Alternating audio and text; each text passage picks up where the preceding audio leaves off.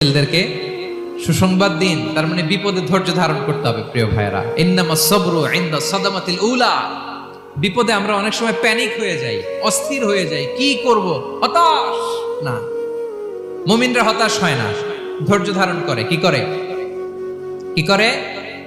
ধৈর্য ধারণ করার শক্তি দাও গো মেহেরবান আমায়, দাও গো মেহেরবান। পড়েন, ধৈর্য ধারণ করার শক্তি দাও গো মেহেরবান আমায়, দাও গো মেহেরবান। সবাই বলুন একসাথে, ধৈর্য ধারণ করার শক্তি দাও গো মেহেরবান আমায়, দাও গো মেহেরবান।